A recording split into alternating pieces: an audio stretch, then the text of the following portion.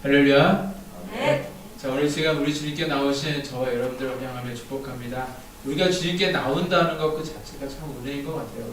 저도 사실 이제 며칠 전에 저랑 이제 같이 이제 있던 성분이 그 어떤 확진된 분과 잠깐 이렇게 접촉이 있어서 제가 오늘 아침까지 잠깐 숨을 죽이면서 그분이 음성이어야 되니까 이렇게 이제 잠깐 긴장했던 이제 그런 일도 있었는데, 물론 음성입니다. 음성이어서 아무 일 없이 잘 해결이 되었는데, 하여간 요즘은 코로나19로 인해서도 뭐 무섭고, 또 운전하다 보면은 또 이제 길 가다 보면 또 교통사고의 그 위험 때문에 또 무섭고, 또 사람의 위험도 있고 많은 위험들이 지금 도사람들이 이때에 이렇게 건강하게 안전한 모습으로 우리 주님께 나올 수 있다는 것이 은혜인 줄로 믿습니다. 또 이왕 나오신 거 우리 시간 우리 주님께 주신 놀라운 은혜와 등장한 복도 받고 꼭 돌아가시는 저와 여러분들 되시기를 간절히 바랍니다.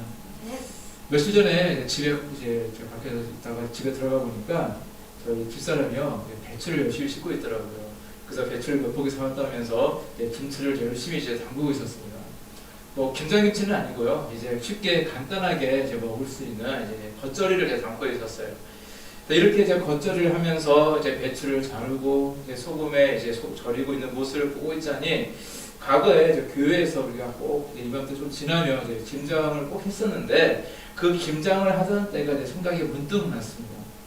인터넷을 보니까 이제 배추를 이제 소금에 약 6시간 정도 이상 절여야 된다라고 이렇게 되어 있는데, 이렇게 배추를 소금에다가 절이는 이유는요, 이 배추의 싱싱함을요 죽여버리기 위해서요. 싱싱함은 절대 안 되기 때문에 이 싱싱함을 죽이기 위해서 배추를 소금에 절이는 겁니다. 자, 이렇게 배추의 싱싱함을 다 죽여야 비로소 양념이 속까지 잘 별 수 있고요. 그리고 맛깔스러운 그런 김치로 이제 거듭날 수가 있는 것이죠.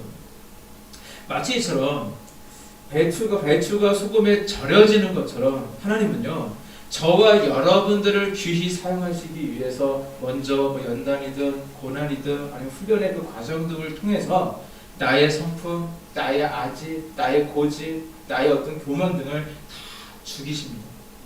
그리고 온갖 재료로 만든 이렇게 맛깔스러운 그 김치 양념에 잘 버무려서 맛있는 이제 김치가 탄생하는 것처럼, 그렇게 하나님의 손으로 우리를 또 이렇게 버무리시고 만지시고 하나님의 말씀과 은혜로 능력으로 우리를 잘 버무리셔서 비로소 한 명의 귀한 일꾼으로 만들어 주시는 줄로 믿습니다.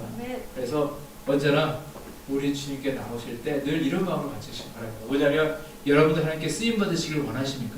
그렇다면 먼저 죽어지시기 바랍니다. 굉장히 중요한 거예요. 내가 죽어진다는 것이 쉬운 것은 아니거든요. 하지만 내가 죽어질 때에 비로소 우리 주님께 우리는 쓰임받을 수가 있는 것입니다.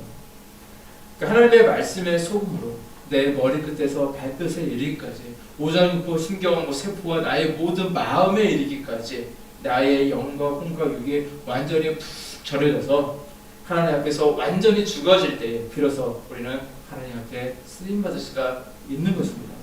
그리고 그때 우리 하나님이 비로소 우리에게 능력도 주시고 환경도 주시고 건강도 주시고 나를 귀히 만들어 주셔서 우리가 그 하나님이 주신 능력과 힘으로 세상을 당당히 이기며 이 땅에서 하나님의 영광을 드러내며 살아갈 수 있는 줄 믿습니다.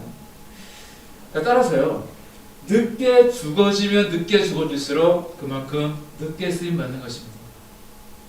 나 살았네 하고 이제 고개를 뻣뻣하게 들고 있으면요, 절대 하나님께 쓰임 받을 수가 없거든요. 따라서 빨리 죽어지는 것이 가장 지혜로운 방법이라는 것입니다. 자, 그리고요, 뭐 죽는다는 거, 내가 죽어진다는 건 실제로 우리 목숨이 없어지는 것이 아니잖아요. 나의 어떤 모습이 죽어진다는 것은 바로 나를 내세우지 않는 사람을 뜻해요. 늘 겸손하여서 하나님만 높이고 하나님의 뜻만 중요한 그런 사람을 가리키는 것입니다. 그리고 내가 죽어진다는 것은 따라서 겸손해져서 내 뜻대로가 아니라 내 마음대로 내 생각대로 사는 것이 아니라 늘 하나님의 말씀에 귀를 기울이고 하나님의 뜻을 분별하고 하나님의 말씀에 순종하며 살아가는 모습이라는 것입니다. 따라서 늘 우리 주님 안에서 온전히 죽어지셔서 철저히 겸손한 자요 순종하는 자로 하나님께 귀히 쓰임 받으시는 저와 여러분들이 되시기를 간절히 바랍니다. 자, 그런데 우리의 인생은요, 항상 평안하지만은 않습니다. 자, 누구나 평안하기 원하죠. 이스라엘 그 사람들의 인사말이 평안이잖아요. 이렇게 샬롬 하는 게 그게 바로 평안이라는 뜻입니다. 근데 그렇게 평안을 강구하며 성경에서도 이제 평안에 대해서 많이 강조하고 계시는데 그렇지만 우리의 인생은 사실 평안하지만 않습니다. 우리의 의지와는 상관없이 많은 위기들이 찾아올 때가 많이 있다는 것입니다. 왜냐하면 바로 내가 사랑하기 때문에 그런 경우들이 많다는 거예요. 우리의 모든 위기들이 다 그렇지는 않습니다. 나 때문이 아닌 다른 하나님께서 일부러 주실 때도 있고 여러 가지 환경적인 요인도 있고 여러 가지가 있지만은 하지만 그 위기들의 대부분이요 사실은 나 자신으로부터 시작되는 것을 보게 되어져요.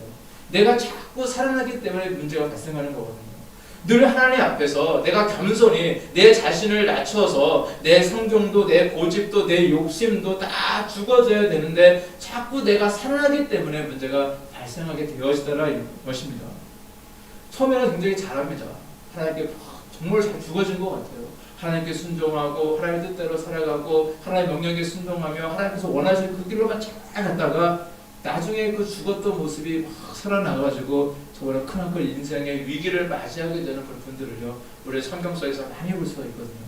그 중에 대표적인 인물이 누구냐 바로 오늘 말씀에 등장하고 있는 다윗 왕이었습니다. 역사적으로 볼 때 다윗 왕은요 정말로 대단한 왕이었습니다. 자, 다윗 왕이 얼마나 대단하냐면요 보통 다른 나라들을 이제 굴복시킬 때는 그 나라의 어떤 군사력을 가지고 굴복을 시켜요. 그런데 이 당시 다윗 왕이 다스리던 그런 시대는요 바로 다윗 왕이라고 하는 그 이름 앞에 주변국들이 다 굴복했다는 거예요. 다윗 왕이 하고 있던 그 위치가 엄청났던 것을 알 수 있습니다. 단 한 사람의 그 이름으로 주변국들이 다 굴복하고 다윗 왕에게 충성하고 조공을 바치고 정말로 이스라엘이 정말로 흥황하는 나라가 되었던 것을 보게 되어지거든요. 정말로 대단한 업적을 이루었고 대단한 그 이름의 권세가 있던 인물이 바로 다윗 왕이었습니다. 자, 그래서 이 다윗 왕의 그 명성은요 그가 죽은 후에도 계속 지속이 되었어요.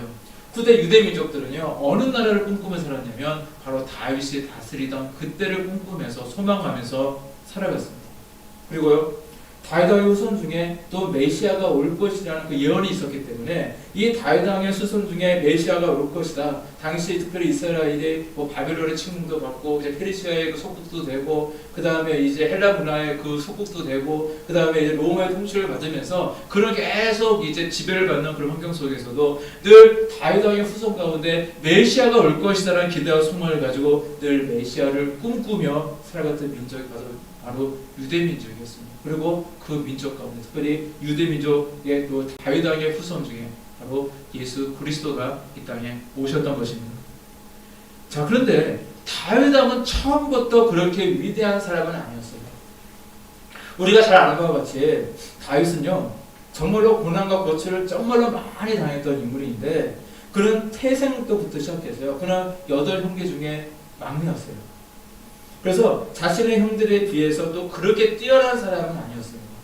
우리가 대표적인 예로 사무엘 선지자가 그 가정에 오잖아요. 왜냐하면 이제 하나님께서 그 가정에 보내서 이제 사울 왕이 다음에 갈 그 왕을 선택하기 위해서 이제 그 가정을 방문하게 되게 되어지는데 자 그때 다른 형제들은요 다 사무엘 앞에서 다 오게 되었는데 유독 다윗 왕은요 양들을 치면서 들판에 있었습니다. 그 이야기는 뭐냐면 부모가 생각할 때에도 다윗의 부모가 생각할 때에도 다윗은요 왕의 제목이 될 아이로 보이지가 않았다는 거예요. 다른 형제들에 비해서 뭔가 특출난 것도 없었고요. 그리고 아주 평범하고 그저 어린 동생이었어요. 그러니까 귀엽고 어린 동생이었지 뭔가 이 아이가 왕이 된다 그래서 그걸 상상하지 못할 정도로 정말 그런 아이였기 때문에 그래서 부모는요 다른 7 그 형들은 다 집을 빨리 오라고 해서 사관 앞에 서게 했지만 다윗만큼은 너는 이제 밖에 들에서 양을 치고 있어라 라고 그렇게 이야기를 했던 것입니다. 자, 그러나 하나님은요 다르시거든요. 우리 사람은요 그 사람의 키와 외모와 그 사람의 어떤 얼마나 달란트가 있는가 그런 것을 보게 되어지지만 우리 하나님은요 그 중심을 보시고 모두가 무시하고 전혀 생각하지도 않았던 이 막내 다윗을 이스라엘의 2대 왕으로 삼아 주셨다는 것입니다. 자, 그는요 훗날 이제 그 사울 왕이 이제 그 사울 왕의 그 사회가 되었을 때도요 이제 그 장인이었던 사울 왕이요 이제 그를 죽이려고 하잖아요. 시계 지체 때문에 이제 죽이려고 합니다. 그러다 보니까 병검을 떠돌아다니면서 도망자의 신세로 살 수밖에 없었습니다. 자, 그는요, 이 광야 생활 속에서 철저하게 낮은 자의 삶을 경험했고요. 그리고 그 와중에서도 늘 하나님을 바라보며 철저히 자신을 죽이고 낮추는, 그리고 하나님께 순종하는 삶을 살아갔다는 것을 우리는 또한 성경을 통해서 우리는 볼 수가 있습니다. 자, 그랬더니 하나님은요, 정말로 다윗에게 언약을 하셨던 것처럼 다윗의 뿔을 정말 높여주셨고, 그를 정말로 위대한 다윗 왕으로, 그 이름만으로도 정말 주변국들을 굴복시켰던 그런 다윗 왕으로 만들어 주셨던 것입니다. 자, 근데 세월이 흘렀습니다. 왕권이 강화되었고요. 이제 다윗의 이름이 온 땅에 퍼져나가면서 그가 명성을 정말 최고적으로 이제 떨치고 있을 그때에 우리는 오늘 본문에서 보신 것 같이 그에게 있었던 아주 큰 위기 상황을 이제 보게 되어집니다. 다윗도 이제 나이가 좀 들었습니다. 이제 중년의 나이가 되었고, 나라는 이제 태평성대를 이루어서 어마어마한 부귀와 권력을 수여하게 되었습니다.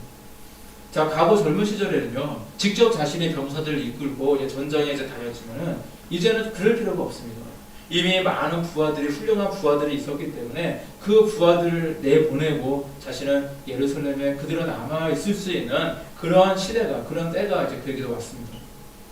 자, 그리고 다윗이라는 그 이름, 그 존재 자체가 굉장히 중요했기 때문에 당시 그 요압장군을 비롯한 무슨 장수와 병사들은요, 다윗 왕이 전쟁에 나오기를 바라지 않았어요. 그 이름이 너무나도, 그 이름 자체가 너무나도 굉장히 존귀하고 정말 많은 주변국들이 그 이름에 벌벌 떨었기 때문에 그 다윗의 그 안전을 위해서 정말 전쟁에 나가는 것을 이제 막았습니다. 그러니까 이제 다윗은요, 전쟁에도 부하들도 못 나가게 하니까 당연히 이제 모든 것이 편하고요. 그리고 과거에 사울에게 쫓겨다녔던 그런 위협과 배고픔과 그런 고통은 이제 전혀 없고요. 다 없어졌고 이제 늘 산의 진미에 평안만이 그에게는 늘 가득했습니다. 자, 이건 분명히 하나님의 큰 축복이거든요. 하나님의 언약을 해주신 것은 이루어지신 거잖아요. 그런데 바로 이때 우리는 조심해야 됩니다.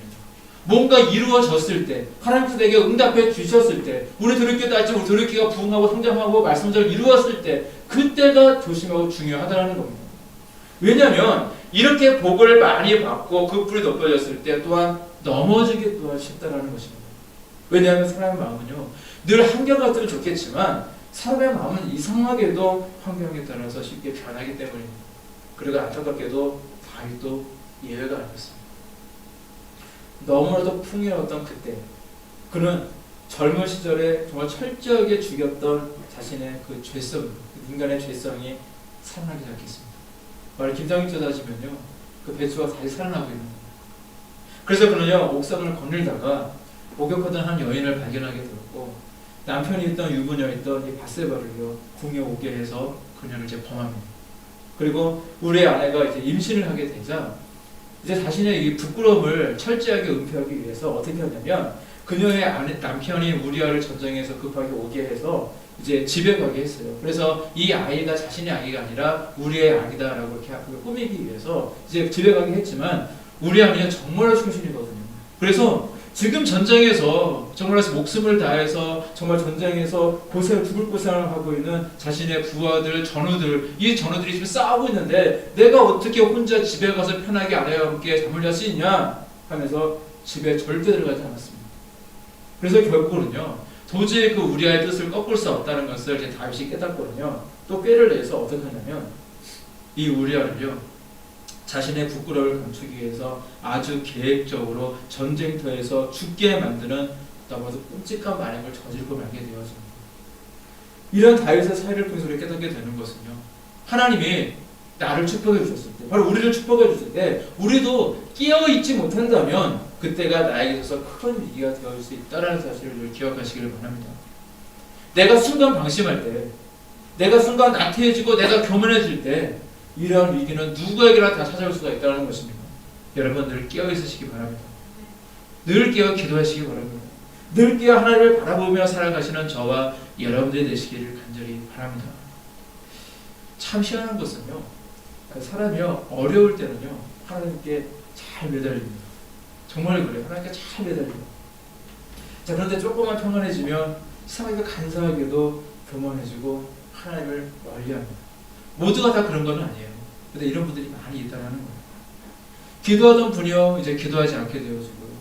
정말로 그렇게 겸손했던 분이요 어느 순간 살아나기 시작해요. 교만해지고 목숨을 정말 목숨 걸고 막 예배를 목숨같이 지키던 사람이요 예배를 서서히 등한시키기 시작합니다.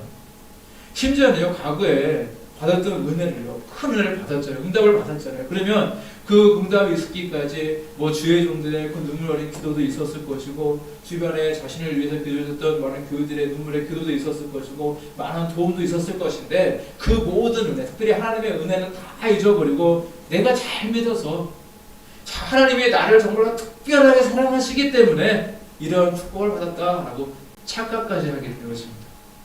자, 이게 바로 교만이거든요. 내 자신만이 특별하다고 생각하는 것 그가 있다면 그것 자체가 바로 착각이라는 거예요. 벌써 내 자신에 서서히 교만이 오고 있다는 것입니다. 항상 늘 아마 그걸 중시하시길 바라요. 왜냐하면 지금껏 우리 들을 어떤 분들이 많은 분들이 이런 모습들이 사실 많이 있었습니다.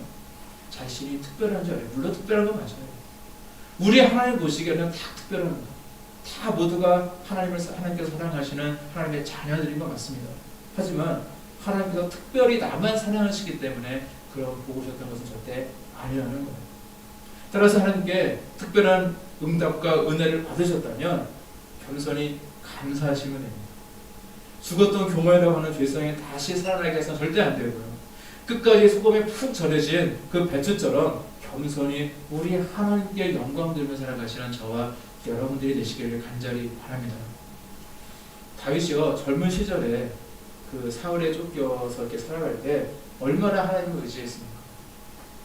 날마다 그는요 얼마나 하나님 앞에 눈물로 간구했겠습니까? 그런데 응답받았고 이제 하나님의 약속이 드디어 성취되었고 내 삶이 윤택해지고 마음이 평안해지니까 이 영적인 위기가 찾아오게 되었고 그는 그만 이 시험에 넘어지고 말았습니다. 그래서 성경은 우리에게 이렇게 경고하고 있어요. 고린도전서 10장 12절 말씀 이렇게 말씀하십니다. 그런즉 선줄로 생각하는 자는 넘어질까 조심하라. 굉장한 그 성경 지명이 있는 말씀인 것 같아요. 선줄로 생각하는 사람은요 넘어질까 조심하라 분명히 말씀하고 있거든요. 우리가 명심할 것은 무엇이냐면 이 모든 것을 내게 주신 분은 바로 하나님이라는 사실입니다.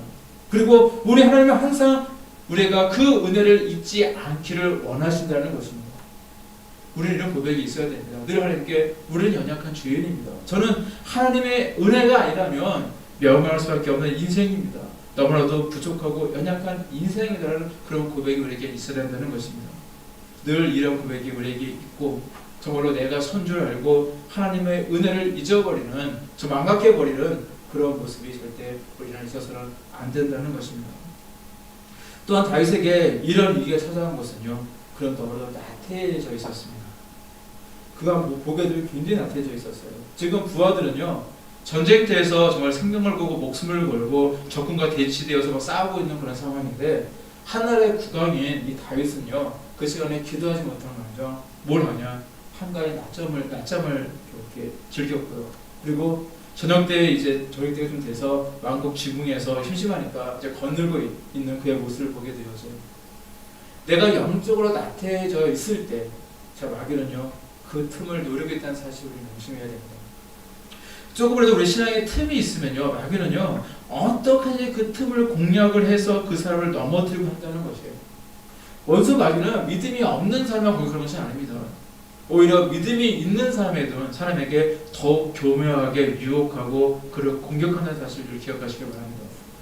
막 먹이를 찾는 그런 사자처럼 때로는 송지처럼 조그만 틈이라도 있으면 그것을 비집고 들어와서 기어이 넘어뜨리고 하는 그 모습처럼 악한 사단은요 늘 우리를요 넘어뜨리고 한다는 것입니다. 그래서 우리는 늘 깨어있어야 되고 조심해야 된다는 것입니다. 그래서 에베소서 4장 27절 이렇게 말씀하고 있어요. 마귀로 틈을 타지 못하게 하라 말씀하고 있습니다. 뭔가 내 안에 틈이 있으면 안 됩니다. 근데 이 다윗은요 바로 그 마음에 틈이 있었다는 거예요. 마귀가 들어올 수밖에 없는 그런 틈이, 나태함이 정말로 그에게는 있었다는 것이고 어쩌면 그에게는 교만함이 다 있었던 것이고 뭔가 그 틈이 벌어졌기 때문에 그를 통해서 그런 이런 큰 일을 범하게 되어 있다는 것입니다. 그런 일로 인해서 이제 가정사에서 큰 이제 위기를 받게 되어집니다. 이 밧세바가 이제 임신해서 낳은 이 아기는요, 이제 태어난 뒤에 이제 죽게 되어지죠. 그리고 다윗은요, 자신이 사랑하는 그 아들이요, 또 다른 자신의 아들을 죽이는 그런 고통, 내 자식이 내 자식을 죽이고 있는 그것을 묵도해야 되는, 정말로 그런 엄청난 고통을 이제 맛보야만 했고요. 심지어는 자신의 아이 중에서 특별하게 사랑했던, 압살롬 같은 정말 특별하게 사랑했던 아들이요, 반역을 일으켜서 그 자신을 죽이려고 했고요. 이로 인해 사랑하는 아들과 전쟁을 치러야만 했던 그런 엄청난 불행과 고통까지 우리 겪어야만 했습니다. 자, 그는 잠시 잠깐의 영적인 나태함이었고 잠시 잠깐의 그의 실수일지 모르지만 그는 그로 인해서 평생 동안 침상을 눈물로 적시며 회개의 날을 보내야만 했습니다. 고린도전서 9장 27절 말씀 보게 되어지면 사도 바울은 이렇게 말씀하고 있습니다. 내가 내 몸을 쳐 복종하게 함은 내가 남에게 전파한 후에 자기가 도리어 버림이 될까 두려워함이로다 라고 말씀하고 있습니다. 늘 사도 바울은 늘 이런 마음이 있었어요. 자기 자신을 늘 복종케 하는 이유가 뭐냐면 정말 나는 열심히 하나님의 말씀을 증거하고 평생 하나님께 충성하게 되었는데 오히려 내가 나중에 훗날 하나님께 버림받게 될까 봐 그것을 두려워하며 두렵고 떨리는 마음으로 맡겨진 사명을 위해서 열심히 매달렸던 것을 보게 되었습니다. 내가 아무리 하나님께 충성하였고 그동안 내가 하나님께 많은 것을 잘하였고 많은 예물을 드렸고 헌금을 드렸고 많은 봉사와 충성을 했다 할지라도 훗날 내가 하나님께 버림받게 되어진다면 그건 무슨 소용이 있겠습니까? 이 땅에서 내가 아무리 호의호식을 했고 그리고 내가 이 땅에서 정말로 열심히 정말 잘 보고 잘 살고 그렇게 했다 할지라도 내가 하늘에 봤는데 나에게 상급이 하나도 없다면 오히려 지옥불로 떨어지는 그런 인생이라면 그 인생이 사실 무슨 의미가 있겠습니까? 여러분, 내가 무언가를 갖추었다고 생각돼서 내가 바로 위기인 것입니다. 과거에 헐벗고 어려운 시절이 있었지만 이제는 조금 물질이 모이니까 과거에는 뭐 가정의 남편 때문에 아내 때문에 좀 속썩이고 너무 힘들었지만 이제는 뭔가 가정의 문제가 다 해결되었으니까 또는 과거에는 내 건강 문제 때문에 내 고통 중에 있었는데 이제는 건강하니까 오히려 하나님께 잘하고 충성하는 것이 아니라 오히려 그때 위기가 찾아올 수도 있다는 것입니다. 자, 그러면 어떻게 해야 이런 위기가 찾아오지 않고 우리 하나님이 주시는 더 큰 복을 누릴 수가 있을까? 그것은요, 김장 배추가 정말 소금에 푹 절여지는 것처럼 우리 하나님의 말씀에 우리가 푹 절여지면 됩니다. 주의 은혜로 성경 충만으로 우리가 푹 절여져서 늘 겸손한 자, 늘 하나님의 말씀에 늘 순종하고 오직 나를 내세우지 않고 오직 우리 주님만을 높여드리며 살아가는 그런 모습이 또 되어질 때에 우리는 더 큰 복을 누릴 수 있는 줄로 믿습니다. 그럴 때 우리는요, 영적 위기와 상관없는 인생을 살아갈 수가 있어요. 내가 끼어있고 절대 내가 교만해지지 않고 늘 우리 주님을 바라보며 주님의 뜻대로 살아가는 그 인생이라면 영적 위기와 상관없이 점점점 흥황되는 인생을 우리는 살아가게 될 줄로 믿습니다. 어거스틴의 참회록에 보면은 이런 말이 있어요. 어거스틴이 쓴 이제 그 참회록이라는 굉장히 고전이 있는데 굉장히 신학교에서 이제 중요하게 다루고 있는 그런 문헌이에요. 근데 그 어거스틴의 참회록에 보면 이런 말이 있습니다. 자, 그 어거스틴이요, 마니교라고 하는 이단에 빠졌어요. 그러니까 만이라는 사람이 만든 이단인데 지금은 뭐 제리니스, 내가 제리니스다 모르거든요. 그 당시에 제리니스예요, 이 만이라는 사람은. 이제 근데 이 만유기에 빠져 있다가 이제 거기서 나오긴 했지만 그는 이제 여전히 방탕한 생활을 계속하고 있었어요. 그래서 근데 그 마음속에는 늘 어떤 소망이 있냐면 내가 이러한 죄악된 삶을 이제 청산하고 이제 회개하고 좀 집으로 돌아오고 싶다고 그런 마음이 굉장히 간절히 있었습니다. 그래서 어린 시절부터 신앙생활을 했던 그였기 때문에 그가 하나님을 몰랐던 사람이 아니라 하나님을 알았던 사람이었기 때문에 이제 자신의 삶에 대한 그런 양심의 가책을 받고 그는 늘 이런 고민들이 있었던 거예요. 그래서 그는요, 하나님께 이 죄악된 정욕으로부터 자신을 건져내 달라라는 그런 간청하는 기도를 하게 드렸습니다. 자, 그런데 그는요, 이 기도를 하면서 동시에 어거스틴은 또 다른 기도를 하고 내 자신을 발견했다는 거예요. 그는 이렇게 기도를 하고 있더래요. 하나님, 저를 정욕에서 구해주세요. 그러나 아직은 마소서. 그게 그의 기도였다고 합니다. 혹시 이것이 오늘 우리의 기도는 아닙니다. 우리 하나님께 나오기를 절대 미루지 마시기 바랍니다. 철저히 나의 죄악을, 나의 고집을, 나의 정욕을, 나의 교만을 하나님께 내려놓아야 된다는 거예요. 정말 철이 좀 없었던 이 어거스틴처럼 나를 정욕에서 구해주세요. 내가 하나님만 바라보며 하나님께서 원하시는 삶을 살게 해주세요. 그러나 아직은 아니고요. 이런 모습에서는 안 된다는 거예요. 절대 미뤄서는 안 된다는 겁니다. 정말 우리가 그런 기도라면요, 그것은 기도하는 척, 예배하는 척, 하나님께 순종하는 척이 될 수밖에 없다는 거예요. 진짜 기도해야 되고요, 진짜로 영과 진리로 하나님께 예배를 드려야 되고요, 진짜로 하나님께 순종해야만 하는 것입니다.